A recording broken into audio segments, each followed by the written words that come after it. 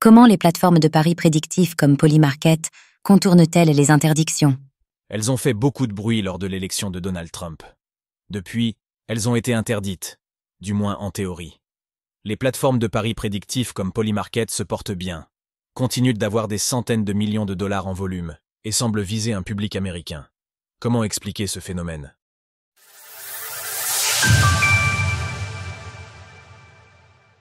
Les plateformes de paris prédictifs sont toujours actives. Bien qu'elles aient été interdites par des pays comme la France et les États-Unis, les plateformes de paris prédictifs ne sont pas mortes pour autant. La plus grosse d'entre elles, Polymarket, affiche un volume d'un peu moins de 1 milliard de dollars pour le mois de décembre. Comment expliquer que ces plateformes continuent d'attirer autant d'utilisateurs? Depuis l'effervescence de l'élection présidentielle américaine, ces plateformes ont mis en place des stratégies de marketing permettant de contourner les interdictions. Les utilisateurs d'Instagram auront remarqué leur page de mimes favorite, relayé de nombreuses stories mettant en avant les cotes des différents paris. Nous avons pu échanger avec le propriétaire d'une de ces pages.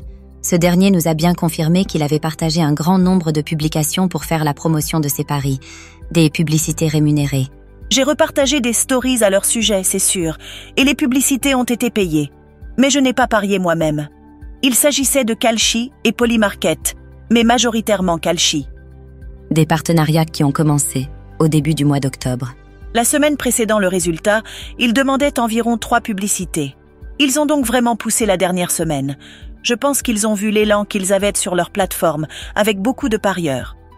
Des publicités qui ont touché un public international avec une forte proportion de Nord-Américains, puisque un peu plus de 30% sur 70 000 followers, NDLR.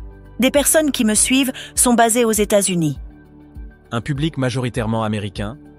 Une stratégie efficace pour ces plateformes.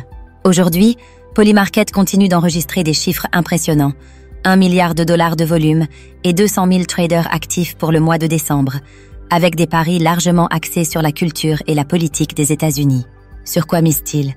Le sport semble avoir pris le pas sur l'actualité politique, avec notamment le Super Bowl, la finale du championnat de la National Football League, NFL. Le pari sur le vainqueur de cette compétition est ouvert depuis le 10 juillet et cumule 1,030 milliard de dollars de mise. On voit bien que le public est resté largement américain. Personne ou presque ne s'intéresse au Super Bowl en dehors des États-Unis. Une tendance qu'on retrouve sur la plateforme Kalshi. Là-bas, 6 des 9 plus gros paris ouverts concernent les États-Unis. Les marchés prédictifs comme Polymarket vont-ils vraiment devenir des contre-pouvoirs? Les paris prédictifs ont toujours eu besoin d'un relais pour exister. Lors des précédents siècles, ils reposaient sur la presse. Comme le 4e pouvoir les a laissés de côté pour ne parler que des sondages scientifiques, les paris prédictifs se sont réinventés à l'heure d'Internet. En France, 34% des utilisateurs utilisent les réseaux sociaux pour se tenir informés. Une aubaine pour les plateformes de paris prédictifs, d'autant qu'il est difficile pour les pouvoirs de surveiller ce qui se passe sur les réseaux sociaux. Retrouvez toutes les actualités crypto sur le site cryptost.fr.